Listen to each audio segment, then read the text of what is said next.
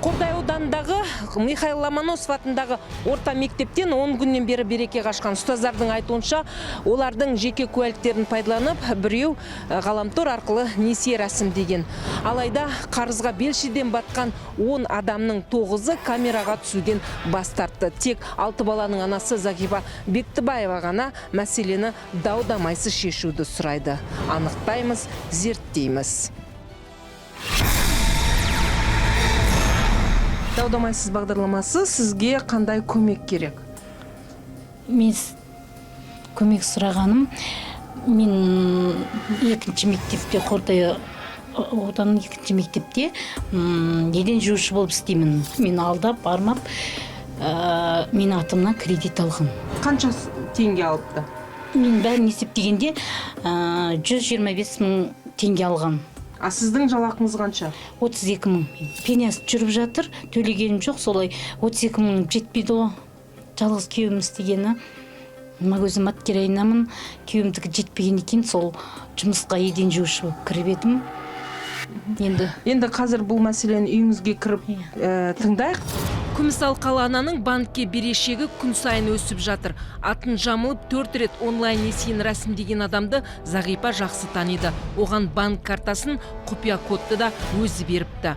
Мен октябрьде кірдім, бұл ноябрь айында ол менен карточка алды. Карточкамды зарплатым түседі сіздің шотыңызға деп.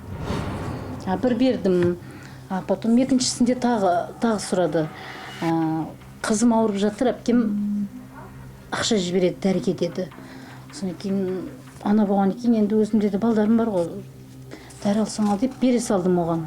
Сөйтіп жүргенде әріптесі өз атынан несие рәсімдеп, қарызы қордаланып қалғанын білгенде Зағипаның төбесіне жай түскендей болыпты. Ол кісі бір банкке барғанда кредит алайын деген.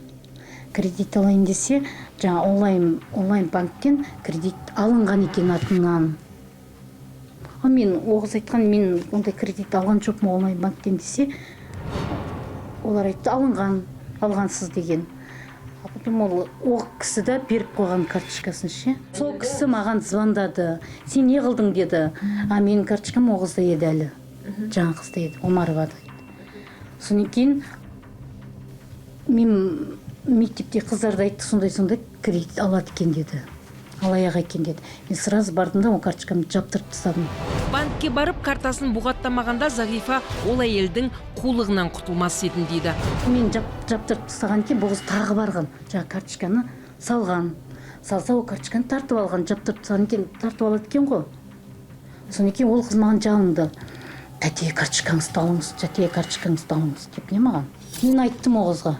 Сен кредит алып жүрген? Жоқ, тәте, мен кредит алып жүрген жоқпын, тәте. Үш баламның несі ұрсын, мен алып жүрген жоқпын, деді маған. Жалынды ол, алып жүрген жоқпын деп. Содан кейін мен сенбей, жаңа банкке барып, мына қағазды шығарттым ғой. Шығартсам жаңағы нелерден, банктерден кредит алынған. Зағипаның айтуынша бұрынғы хатшы тағы бірнеше шағын несие беру ұйымынан ақша алып, тағы 9 әріптесін қарызға батырған. Полицияға неге бармайсыз? Оған бардық, заявление жаздық, міне 10 күн болды. До сих пор хабар жоқ. Запросқа шақырған жоқ. 2 айға созылады дейді, 2 айға жаңа запрос нелер 2 айға созылады дейді. О 2 айға не біздің процент өсіп кетеді. Жоқ, сіздердің құжаттарыңызды ол қалай иеленді? Маған түсініксізі. Мысалы, тек жаңа сіздің қолыңызда карточкамен рәсімдеді деп айтуға келмейді, өйткені бұл жерде кәдімгі құжаттың жеке нөмірі талап етіледі адамның. Ол қыз мектепте секретар болып істейді. Документтің бәрі, біздің данныйымыздың бәрі соның қолында. Ол ин болса болды екен, карточка. Сұрадыңыздар ма одан, қалай сен рәсімдедің деп? Сіздердің рұқсатынсыз. Енді менің рұқсатымыз қалай алдың дедім, бұлай не деп айтады? Ештеңе айтпайды, тәте төлеп берем, ешкімге айтпаң, ешкім білмесін, төлеп берем. Отбасыңыздың кірісі қаншалықты зардап шекті осы да? Көп. Мен күйеуімнің өзі мынандай кейде істейді, ол 2000-3 мың табады. Күйеуімнің тапқан тамақпен кетеді. соған жетпейді деп мен жұмысқа шыққаным ғой өзімді. Болса жұмыс істемейтін едім. Сіз нақты білесіз, қанша теңге алғанын да білмейсіз? Жоқ, біліп отырмын не. 125 мың, үстіндегі пайызын оны мен білмеймін. Ол 125 мың, может 250 мың кетті ма оның. Неліктен сол қыздан сұрап көрмейсіз? Қай жерден алдың? Менің қазір қанша қарызым бар екен? Қанша мен сіздің аты жөніңізбен алып отырмын. Ол жауап бермейді. Айтып отырмын ғой, телефон отключен. Уже мен қанша звондадым, соны білейінші қойды маған. Қанша сумма, қалай алдың, не үшін алдың, неге алдың, не себептен алдың, мен көріп жүрсің ғой. Тастайсың, мен пол жуып, бала-шаға бірдеңе болсын деп жүргенімді көріп жүрсің ғой деп айтайын десем, телефоны өшіп. Не үшін шақырдыңыз? Не көмек керек сізге? Алаяқтан мен алған ақшасын төлеп беруін сіздерден не қылып өтінемін. Сіздерден басқа көмек, сіздерден күтем көмектің бәрі басқа. Мен ойлаған жоқпын, ондай қыз мектепте істейді деп мен даже ойлағаным жоқпын. Шындығын айтайын. Сотталған қыз жұмыста істейді. Зағифаның да енді қарызды төлейтін қаражаты жоқ. Онсыз да сусамыр дертіне шалдыққан әйелдің осы оқиғадан кейін ауруы да асқынған. Онлайн несие алып, сан соғып қалған біздің кейіпкеріміз осы мектепте жұмыс істейді. Бұл дауға мектеп директоры не айтады? Қазір пікірін тыңдаймыз. Мен есім Жазира болады, Даудамайсыз бағдарламасынан. Маған директор керек. Директор отчетпен немен кетті, отчетпен районоға кетті. Жалпы сіздерде мысалы бұл мектеп, білім ордасы. Кез келген білім ордасында жеке куәлікті бөтен адамның алуына рұқсат етілмеген. Я не знаю. Директорың өзімен сөйлесіңізші. Я не знаю, директорың өзімен сөйлесіңізші. Мы же не знали же, я же не принимала, поэтому директор... Сіз жұмысқа қабылдаған жоқсыз? Ну да, директордан өзіңіз сөйлесіңіз, сол кісі жоқ. Сіздер білесіздер, бұдан хабардарсыздар. Ну как білгенде? Ну да, у нас же пострадавшие же есть же учителя.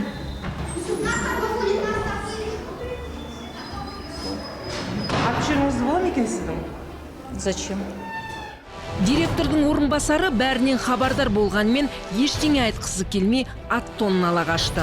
Мектепте болған оқиғаға байланысты аудандық білім бөлім басшылары және аудан әкімі не дейді екен, қазір сол жерге барып анықтайтын боламыз. Білім бөлімінің басшысы еңбек демалысында екен, оның орынбасары Таразға кеткен дейді. Біз КТК телеарнасының Даудамайсыз бағдарламасынан есім Жазира Бегалы болады. Бізге Ломоносов атындағы мектептен 10 қызметкер, оның ішінде еден жуушылар бар, ұстаздар шағымданған болатын. Олардың жеке куәлігін пайдаланып онлайн арқылы несие рәсімдеген. Осыған байланысты сіздер хабардарсыздар ма? Мысалы, мұғалімнің құжаты мектепте. Ол құжат қалайша ол жаңағы несие алған адамның қолына түсті. Осы мәселе бойынша сіздерден білейін керек. Мен білім бөліміне бас маманмын, есімім Манар Талғатқызы. Негізі ондай жағдайда есімеппіз, біздің құзыретімізде емес. Негізі кім алғанын, оның белгісіз ғой. Кім алды? Соны бірінші анықтап алайық. Бірге осы мәселені анықтайық. Шақырып көріп. Негізі мектеп директорын аудандық білім бөліміне кетті деген болатын. Өкінішке қарай бұл жерден де директорды таппадық. Қазір іздеп жатырмыз. Білім бөлімінің бас маманы директорды іздеп жатқанда, бөлімнің заңгері мәселені бүге-шігесіне дейін сұрады. Ол құжаттар қалай қолды болды? Бұл қаншалықты заңды? Басшы беру ертеңіне тағы мағаптарында өрісі. Вообще өзіміздің прямой бастық қазір отпускада. Қараңыз, бұл жерде енді сіз заңгерсіз. Мысалы, мен мұғаліммін. Мен құжатымды тапсырдым. Мен ана туралы айтам. Енді мектеп туралы. Мектеп ол туралы бізде ешқандай мәлімет түскен жоқ. Ол туралы білмейміз. Ал егерде заңды түрі болатын болса, әр мектеп өзі заңды тұлға. Госучреждение, это юридический лицо. В жерде бар делопроизводитель, скорее всего, соған жүктеледі кадровый жұмыстың приказдарды апармайды. Сол кезде ол құжаттар жинайды. Жеке куәлігін беру, басқа біреуге беру, ол заңға қайшы келеді. Потому что заң бар, былай орысша айтқанда, орысша проще айтайық та, защита персональных данных. Яғни мектепте мұғалімдердің қауіпсіздігі қорғалмай тұр. Мектеп ішінде мұғалімдердің қауіпсіздігін кім қорғау керек? Соны пайдаланып отыр, ол жаңағы жеке тұлға ғой енді, физическое лицо. Мошенничество болады. Бұл жерде кім кінәлі? Әр адам, істеген адам кінәлі. Мектеп директорының дауысын тек 2 сағаттан кейін естідік. Алла Жайсамбековна. Сіз өзіңіз ішкі істер бөліміндесіз бе? Жақсы, онда кісілер сіздерге барам дейді. Сол жаққа барам дейді. Сөйлесуге бола ма екен о кісімен? Қазір бір мен телефон берейін. Алло, сәлеметсіз ба? Мен есімім Жазира Бегалы, КТК телеарнасының Дау-дамайсыз бағдарламасынан. Біз сізбен жолықсақ дейінек, мектепке бардық, сізді оқу білім бөлімінде деді. Білім бөліміне келдік, сізді ішкі істер бөлімінде деді. Енді шын айтқанда қашан жолықсақ болады? Қазір барсақ бола ма сол жаққа? Неліктен онда сіз бізге сұхбат беруден қашып тұрсыз? Кез келген қызметкерді жұмысқа қабылдайтын мектеп директоры. Егер сіз жауап бермейтін болсаңыз, біз онда білім басқармасына барамыз. Білім бөлімінің мамандары да мектеп директорын сұхбат беруге көндіре алмады.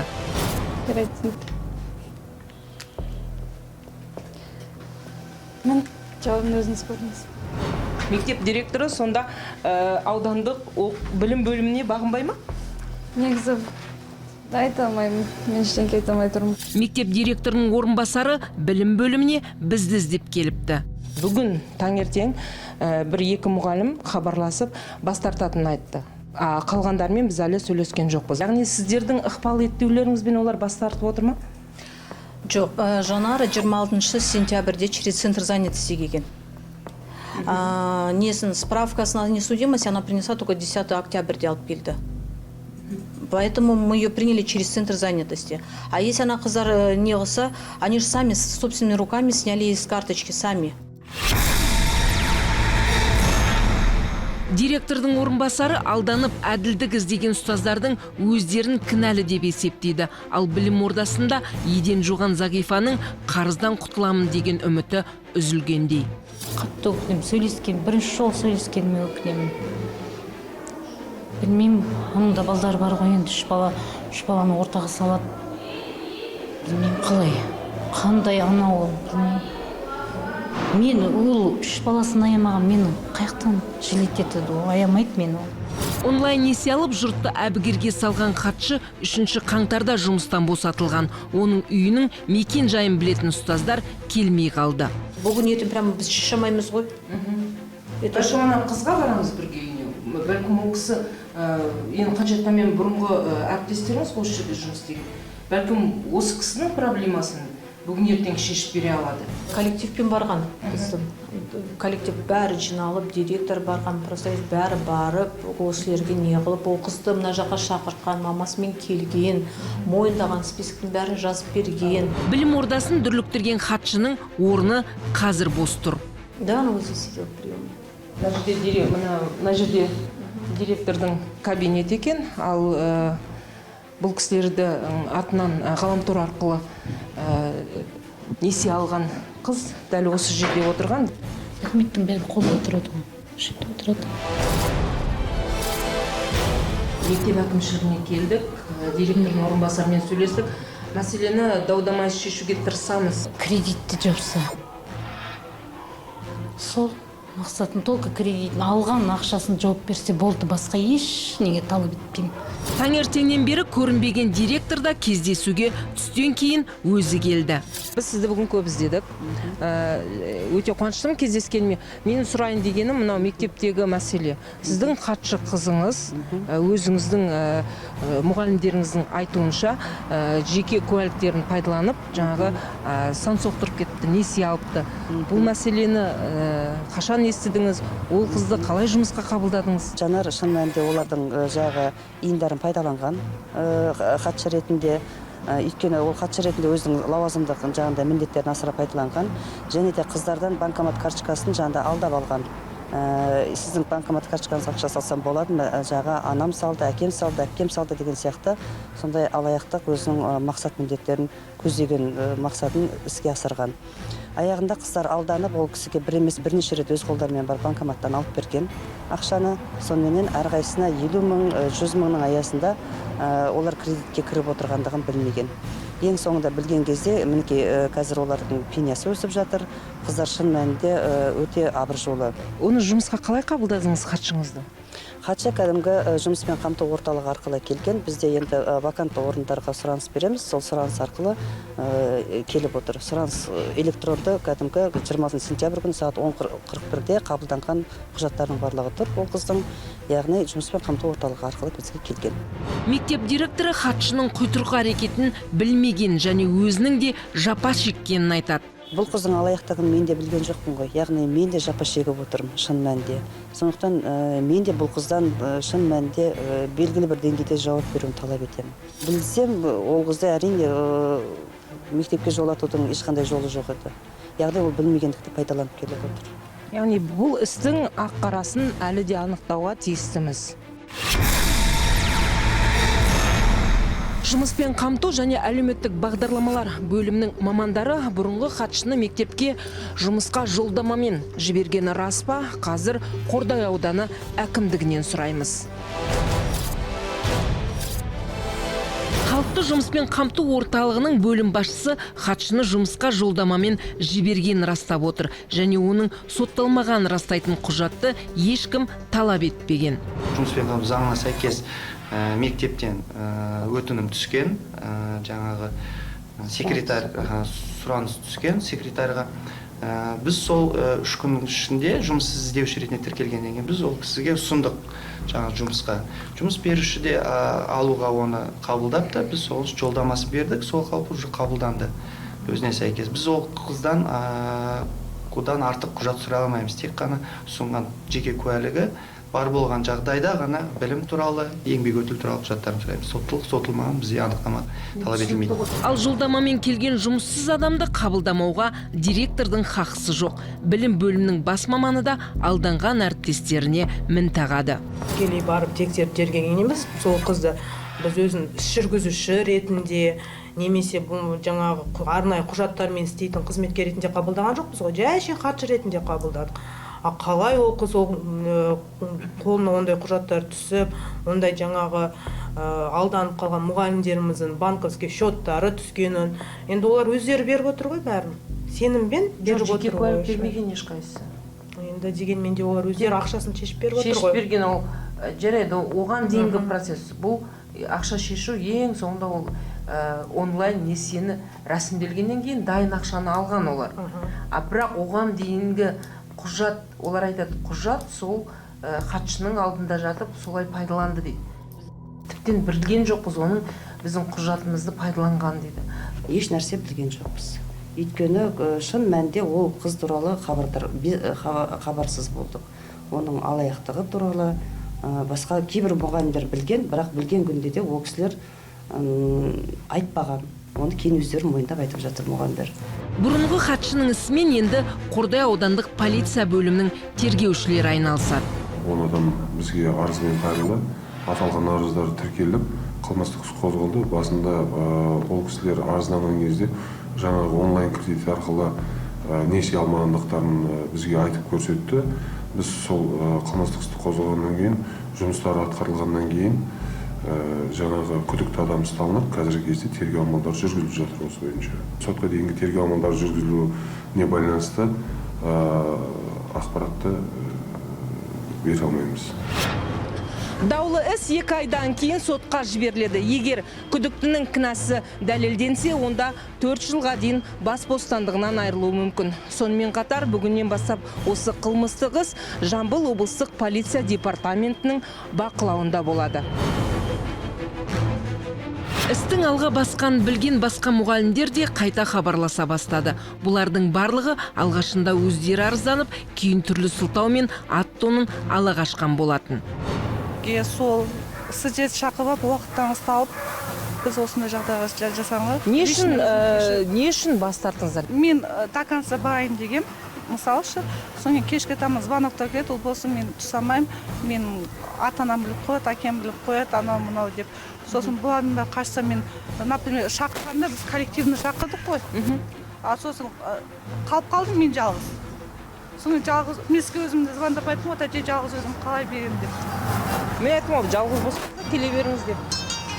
Сол қазір тағы мұғалім звондап жатыр. Қордай аудандық жаңа полиция бөліміне бардық, бастығына жолықтық. Жамбыл облысының полиция департаментінің мамандарымен хабарластық. Олар тікелей бақылауға алды.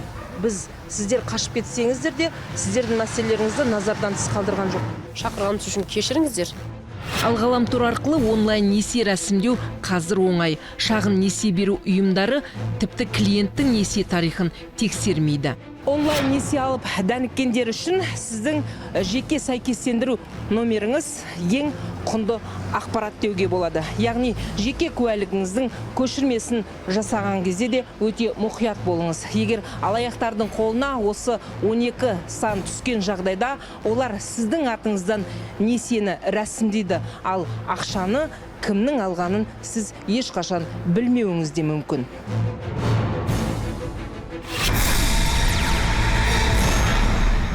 Күдіктінің бет-жүзін көрсетпеуге және оған қатысты кейбір мәліметтерді жарияламауға уәде бердік. Мақсат көп балалы ананы онлайн несие тұзағынан құтқару. Ақыры хатшының өзі де бізбен кездесуге келді. Сіз неліктен осынша адамды алдадыңыз? Алдаған жоқпын, тәте болды. Қалай болып қалды бұл? Кешірім сұрамайсыз ба мына кісіден? Жас келіншек Зағипа Бектібаеваның ақшасын толық қайтарып берді. Ақша қолымызда, тек оны төлеу машақат. Енді қалай төлейміз, айтыңызшы енді маған. Қалай төлейміз?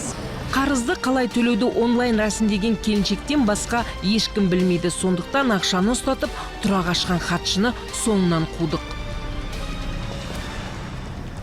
Тоқташы, оператор соғасыз.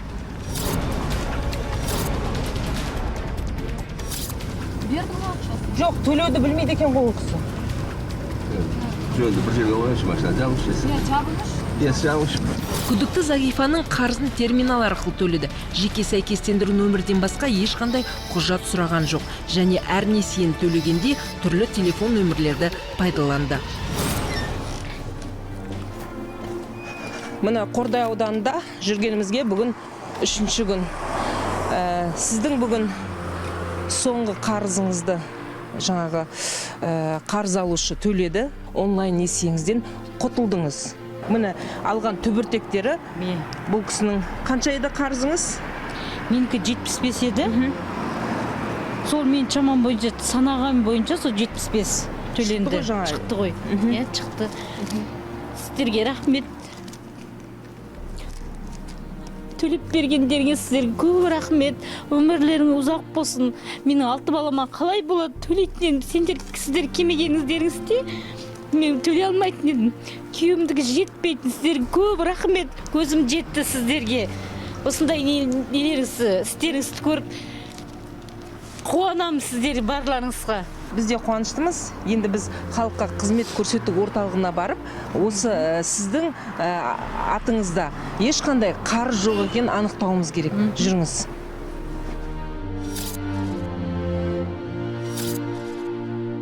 Таңертеңнен бері зерттеді, тексерді. Қандай мәліметтер алдыңыз? Жақсы, бәрі төленген, қарыздан құтылдық. Мойнымнан бір тас түскендей болды ғой, бәрін құтылдым. Ауыр жүк түскендей болды, менен құтылдым бәрін. Біз енді бүгін сізбен қосылсамыз, мәселеңіздің дау-дамайсыз шешілгеніне қуаныштымыз. Енді бұдан былай өзіңіздің жеке сәйкестендіру нөміріңізге, құжаттарыңызға мұқият болыңыз. Мұқият болым. Осындай передачалар көп болсын. Маған ұқсаған маткереңелерге көмектегеніңе рахмет. Көп алғышым шексіз. Зағифа Бектібаева несиесінен толық құтылды. Ал қалған онлайн несие арқылы сан соғып қалған борышкерлердің мәселесін сот шешеді. Әр күніңіз дау-дамайсыз өтсін.